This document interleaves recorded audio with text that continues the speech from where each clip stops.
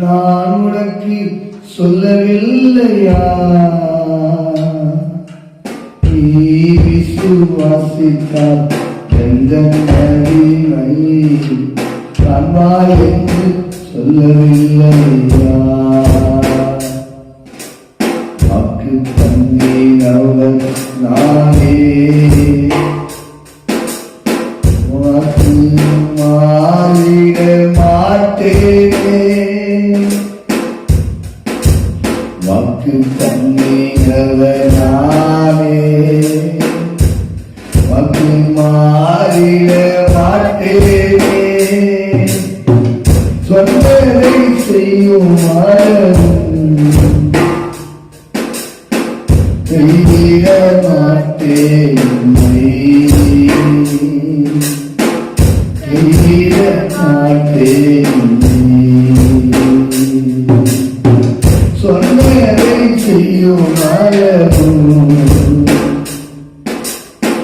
கைவிட மாட்டேன், கைவிட மாட்டேன்.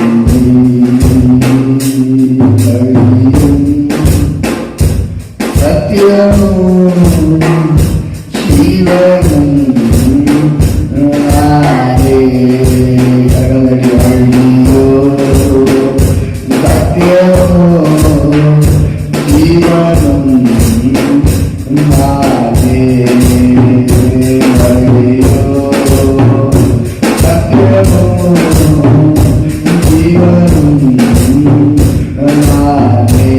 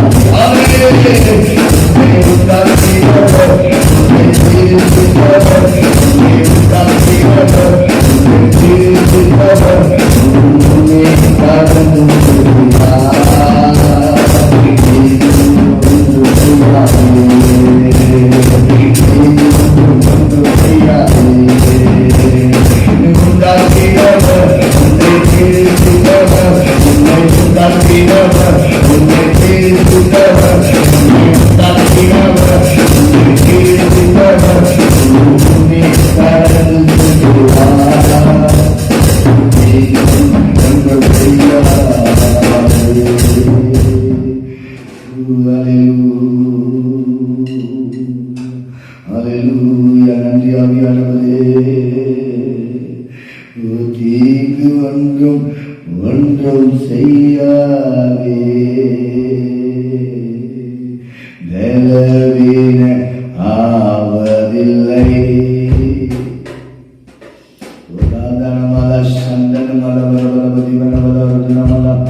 என் ஆவியானவரே,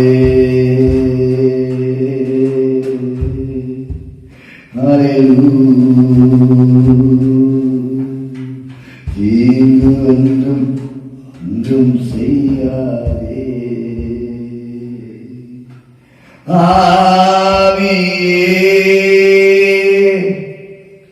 தூய ஆவியே,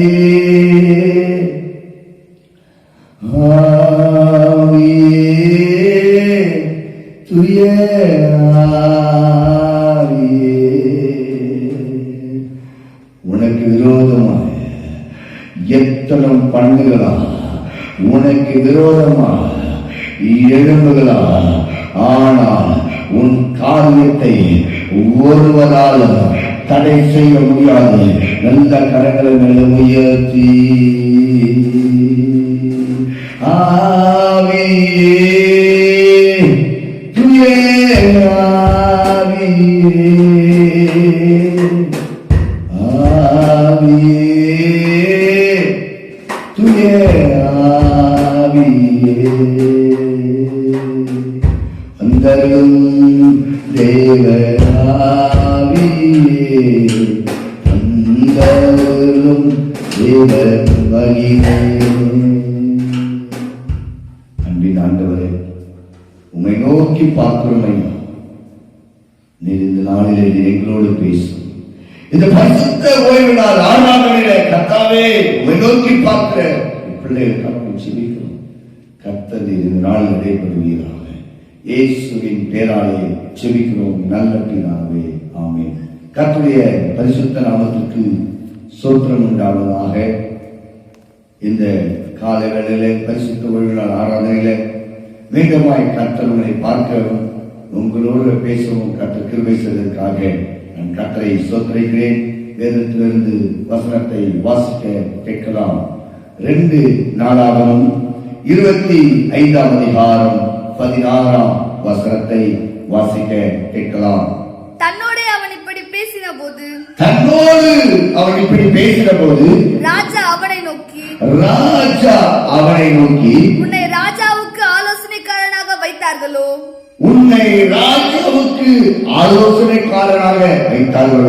அதை விட்டுவிடு, நீ அதை விட்டுவிடு, நீ ஏன் வெட்டப்பட வேண்டும் என்றான். இன்னைக்கு தேவ செய்தியின் தலைப்பு, நீ ஏன் வெட்டப்பட வேண்டும், நீ ஏன் கீழே தள்ளப்பட வேண்டும், நீ ஏன் இழந்து போக வேண்டும். நான் மறுபடியும் சொல்கிறேன், இன்றைய தேவ செய்தியின் தலைப்பு, நீ ஏன் வெட்டப்பட வேண்டும். ஒரு 3 பேர் பார்த்து சொல்லு, ஏன் நம்முடைய வாழ்க்கை வெட்டப்பட வேண்டும், நம்முடைய காரியம் ஏன் வெட்டப்பட வேண்டும். வேதம் தெளிவாய் சொல்லுகிறது, வாசிக்க கேட்கலாமே. 2 நாளாகமம் 25ஆம் அதிகாரம் 11ஆம் வசனத்தை. அமத்சியாவோ திடன் கொண்டு வேதம் சொல்லுது, அமத்சியாவின் துரோகம் இன்றைக்கு கர்த்தர் நம்மோடு இடைபெற்றுக் கொண்டிருக்கிறார். எனக்கு கிறிஸ்துவுக்குள் அன்பானவர்களே, நீங்கள் நன்றாக கவனிங்கள். அநேக காரியங்களில் கர்த்தர் நம்மை நடத்திருக்கிறார், நம்மை பாதுகாத்திருக்கிறார், எச்சரித்திருக்கிறார். நம்முடைய வாழ்க்கையை வெட்டப்பட வேண்டும். வாசிக்கலாம். 2 நாளாகவும் 25ஆம் அதிகாரம் 1ஆம் வசனம். அமத்சியா 25ஆம் வயதிலே ராஜாவாகி 29 வருஷம் எருசலேமில் அரசாண்டார். அரசாண்ட ஒரு ராஜா, எருசலேம் நகரத்தாலாகிய அவருடைய தாயின் பெயர் யோவதானால். யோவதானால் அவன் கர்த்தரின் பார்வைக்கு, நல்ல கவனிங்க, இரண்டாம் வசனம் தெளிவா சொல்லுது, நீ ஏன் வெட்கப்பட வேண்டும்? அமித்யாவுடைய காரியங்களை, அமித்யாவின் காரியங்களை வேதம் சொல்லுது, அமித்யாவே நீ ஏன் வெட்கப்பட வேண்டும்? இரண்டாம் வசனம் தெளிவா சொல்லி வாசிக்க கேட்கலாம். அவன் கர்த்தரின் பார்வைக்கு, நல்ல கவனிங்க, உங்க வாழ்க்கையில நீங்க ஏன் வெட்கப்படுறீங்க? அநேக காரியத்துல நீங்க ஏன் கீழே மடிந்து போறீங்க? நன்றா புரிந்து கொள்ளுங்க. வேதம் சொல்லுது, இன்றைக்கு நீ ஏன் வெட்கப்பட வேண்டும்? ஏன் உன் வாழ்க்கைய பாதியில வெட்கப்பட வேண்டும்? உன் குடும்பம் பாதியில ஏன் வெட்கப்பட வேண்டும்? ஆண்டவரோட உறவை என்னைக்கு நீ பிரிக்கிறியோ அன்னைக்கு உன் வாழ்க்கை பாதியில வெட்கப்படுது. எப்படி பாஸ்டர் சொல்றீங்க? ஐயா, உலகத்துல கர்த்தர் எல்லாவற்றையும் படைத்து, மனிதனும் படைத்து, மனுஷியும் படைத்து அவர் சொன்னாரு, நீங்க எல்லாத்தையும் ஆண்டு கொள்ளுங்கள், ஆனால் ஒன்றை மாத்திரம் நீங்கள் தொடாதீர்கள் என்று வேதம் எச்சரிக்கும் போது, கர்த்தருடைய வார்த்தை எச்சரிக்கும் போது, அவர்கள் வார்த்தையை மீறி அந்த கனியை தொட்டதினாலே, புசித்ததினாலே தேவனுக்கும் அவருக்குள் இருந்த உறவு வெட்டப்பட்டது. ஆகவே நீ எங்கே இருக்கிறாய் என்று கேட்ட பொழுது அவன் தோட்டத்திலே ஒளிந்து கொண்டிருந்தான். தேவனுடைய உறவு துண்டிக்கப்பட்டது. இது நம்பர் 1. இந்த அமித்யாவினுடைய காரியத்தை வேதம் தெளிவா சொல்லுகிறது. 2ஆம் வசனத்தை வாசிக்க கேட்கலாம். அவன் கர்த்தரின் பார்வைக்கு, நல்ல கவனி, அவன் கர்த்தருடைய பார்வைக்கு செம்மையானதை செய்தான். என்ன செய்தானா? செம்மையானதை செய்தான். வேதம் சொல்ல, அவன் கர்த்தரின் பார்வைக்கு செம்மையானதை செய்தான். செம்மையானதை செய்தான். ஆனாலும் முழு மனதோட அப்படி செய்யவில்லை. சொல்லணும், நீ ஏன் வெட்கப்பட வேண்டும்? இன்னும் நீ முழு மனச, முழு இதயத்தோடு நீ ஆண்டவருடைய காரியத்தில் ஈடுபட இல்லை. அவன் மற்றவர்களுக்கு கம்மியா செய்யறான், ஆனா முழு இதயத்தோடு அவன் தேவனோட வாழல. அதனால சொல்றது, நீ ஏன் வெட்கப்பட வேண்டும்? வீணான நடத்த. நீ வீணான நடத்தில் இருக்கும் போது நீ கர்த்தருடைய காரியத்தை செய்யல, வீணான நடத்த உன்னை கர்த்தருக்குள் இருக்கிற அந்த அந்த வெற்றிடும். இந்த காரியத்தை நீங்கள் கூர்ந்து கவனிப்பேன் சொன்னால், அமித்யாவினுடைய காரியத்தை ஆண்டவர் தெளிவாய் சொல்கிறாரு. இது ராஜாவாகிய அமித்யாவே, நீ வீணான நடக்கல, நடக்காத, நீ கவனமா நட. பக்கத்துல கை பிடிச்சது, கவனமா நட.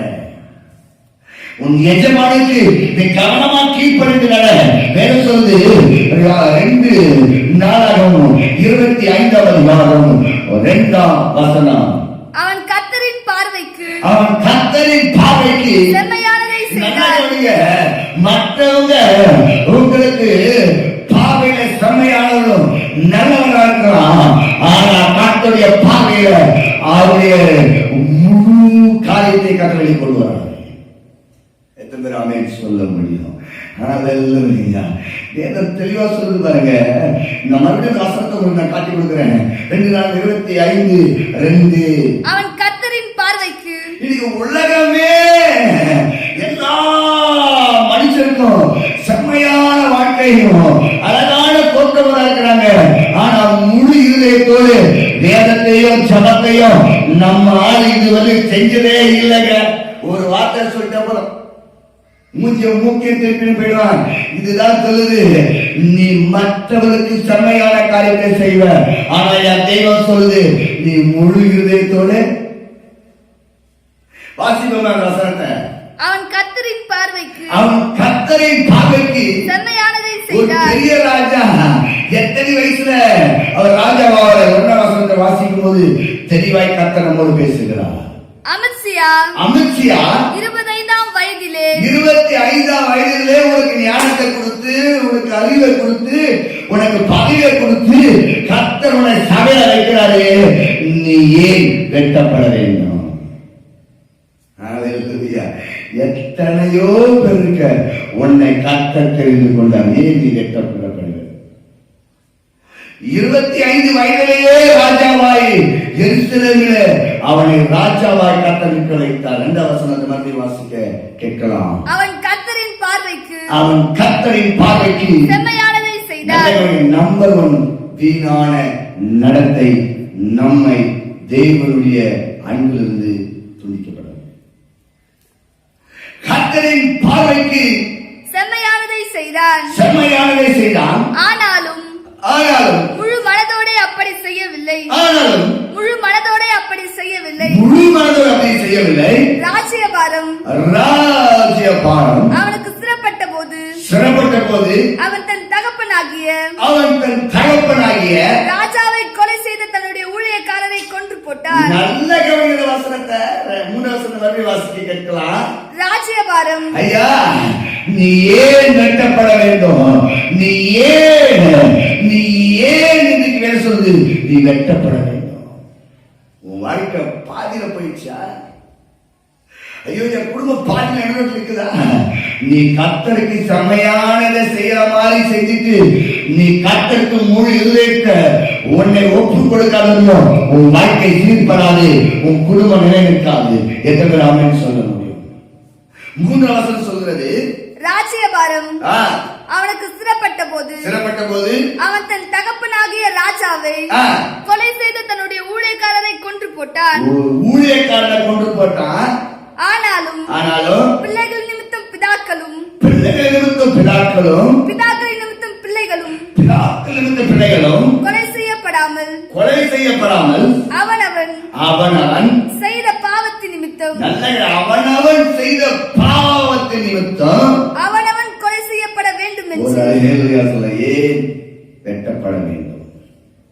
அவனவன் செய்த பாவத்தின் நிமித்தம், அவனவன் கடவுளுக்கு செய்த துரோகத்தின் நிமித்தம், அவனவன் செய்த அநியாயத்தின் நிமித்தம் அவன் வெட்டப்படுகிறான். எத்தனை பேர் ஆமென் சொல்ல முடியும்?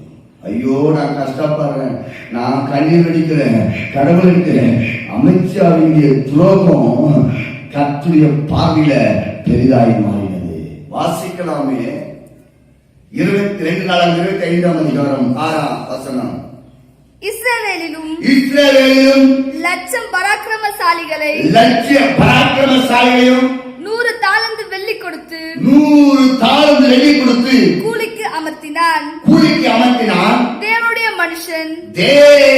மனுஷன் ஒருவன் அவனிடத்தில் வந்து ராஜாவே, இஸ்ரவேலின் சேனை உம்முடனே வர லாகாது. நல்ல கவனிங்க. நீ என்னைக்கு நீ ஆண்டுடைய வார்த்தைக்கு கீழ்ப்படியாம போறிய, இஸ்ரவேலின் தேவனுடைய சேனையும் அவருடைய ஜபமும் கூட வரவே வராது. நல்லா தெரிந்து கொள்ளுங்க. நான் மறுபடியும் சொல்கிறேன், ஏன் நீங்கள் வெட்டப்பட வேண்டும்? ஐயா, ஒன்றுக்கும் லாய்க்கில்லாத நம்ம கர்த்தர் இம்மக்களை நடத்தி வந்திருக்கிறார். எத்தனை பேர் ஆமென் சொல்ல முடியும்? இந்த அமித்ஷாவுடைய வாழ்க்கையில அவருடைய துரோகத்தை கர்த்தர் பேசுகிற வாசிக்கலாம். 8ஆம் வசனத்தை வாசிக்க கேட்கலாம். போக மனதானால் நீ போ, காரியத்தை நடத்தும், யுத்தத்திற்கு திடன் கொண்டு நில்லும். தேவன் உம்மை சத்துருவுக்கு முன்பாக விழவும் பண்ணுவாரே. ஒத்தாசை செய்யவும் விழ பண்ணவும் தேவனாலே கூடும் என்றார். ஆண்டவரே ஒத்தாசையும் பண்ணுவாரு, சத்துருவத்தோட வெட்கப்படவும் செய்வாரு. நீ ஏன் வெட்கப்பட வேண்டும்? இப்படிப்பட்ட காரியத்தில் தான் நீங்கள் 2:25 நீங்க நன்றாய் பார்த்தீங்கன்னா 1-4 வசனம் அவன் ராஜ்யபாரத்தை குறித்து பேசுகிறது. 5 நீங்க நல்லா கவனிங்க. 10 வசனம் ஏதேமுடைய யுத்தத்தை குறிக்கிறது. நீங்க நல்லா 11-16 வசனம் வரையும் அமித்ஷாவுடைய துரோகத்தை குறித்து வேதம் தெளிவாய் காட்டி கொடுக்கிறது. கிறிஸ்துவுக்குள் அன்பானவர்களே, வேதம் தெளிவாய் சொல்கிறது அமித்ஷாவினுடைய துரோகம். 11ஆம் வசனத்தை வாசிக்க கேட்கலாம். அமித்ஷாவோ திடன் கொண்டு தன் ஜனத்தை கூட்டி உப்பு பள்ளத்தாக்குக்கு போய் சேயீர் புத்திரரில் 2வது சொல்றேன், வீணான தேவ பக்தி.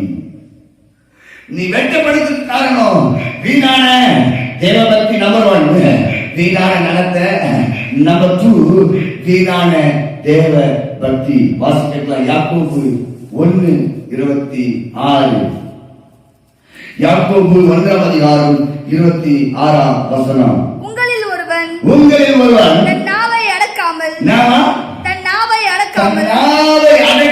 தன் இருதயத்தை வஞ்சித்து தன்னை தேவ பக்தி உள்ளவன் என்று பாருங்க அமைச்சா என்ன போல ஒரு பெரிய ஆலய காலனை காட்டிக்குமே தேவனுடைய மனுஷனுடைய வார்த்தையை மீறி நடந்ததினாலே அவன் ஏன் வெட்டப்பட வேண்டும்? நீ விட்டுட்டு வா. 3வது வீணான யோசனை. வாசிக்கலாமே 2 கொரிந்தியர் 1:17. இப்படி நான் யோசித்தது வீணாக யோசித்தேனோ அல்லது ஆம் என்கிறதும் அல்ல என்கிறதும் என்னிடத்தில் இருக்கத்தக்கதாக நான் யோசிக்கிறவர்களை மாம்சத்தின்படி யோசித்ததுனாலதான் அமித்ஷாவுடைய ராஜபாரம் முடக்கப்பட்டது. வேதம் தெளிவா சொல்கிறது. 2 நாளாகவும் 25:16. தன்னோட அவன் இப்படி பேசின போது நல்ல கவனிக்க. வீணான நடத்தை, வீணான தேவபக்தி, வீணான யோசனை உன்னை நிம்மதியா இருக்க விடாது.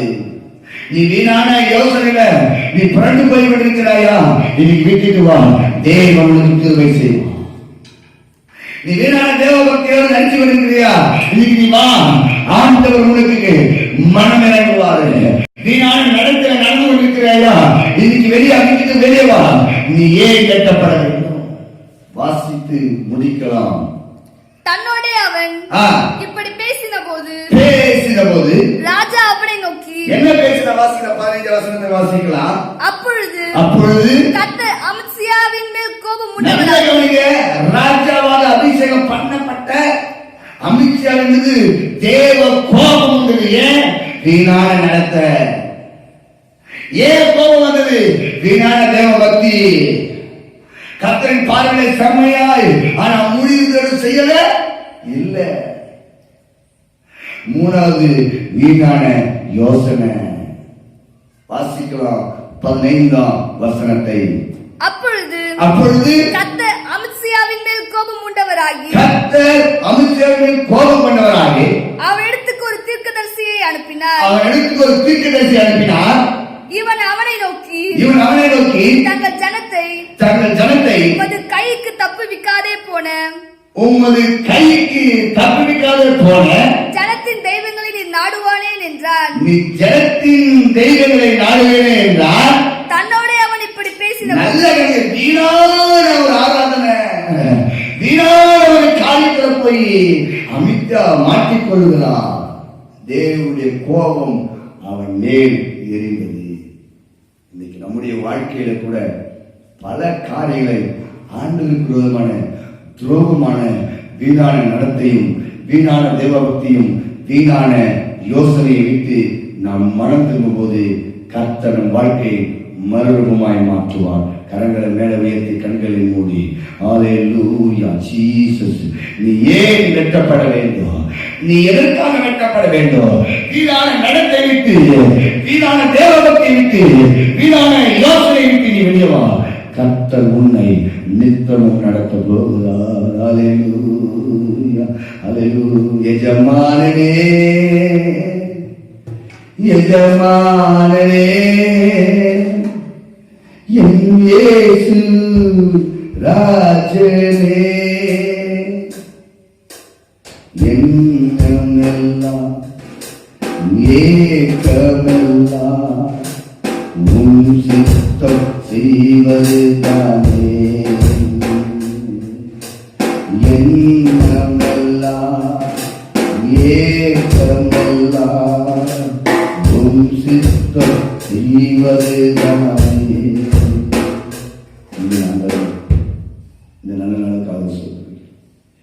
ஏன் வெட்டப்பட வேண்டும் என்று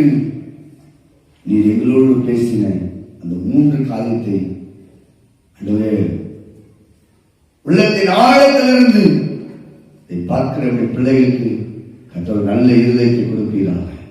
சகல தடையை கர்த்தர் உடையப்பா. இனி இருந்து நடத்தையும் வீணான தேவ பக்தியில சிக்கிக் கொள்ளாதபடிக்கு கர்த்தர் பரிசுத்த வாழ்க்கைக்கு அழைத்து வருவீராக. உங்களுடைய கரத்துல ஒப்பு கொடுக்கிறோம் ஆண்டவரே, உங்களுடைய கரத்துல ஒப்பு கொடுக்கிறோம் ஆண்டவரே. வீணான யோசனை இதை பார்க்கிற ஒவ்வொரு பிள்ளைகளுக்கு நீங்கி போவதாக. வீணான காரியங்கள் அவருடைய குடும்பத்திற்கு வெளியேறுவதாக. வீணான காரியங்கள் அவருடைய எதிர்காலத்திற்கு மாறுவதாக.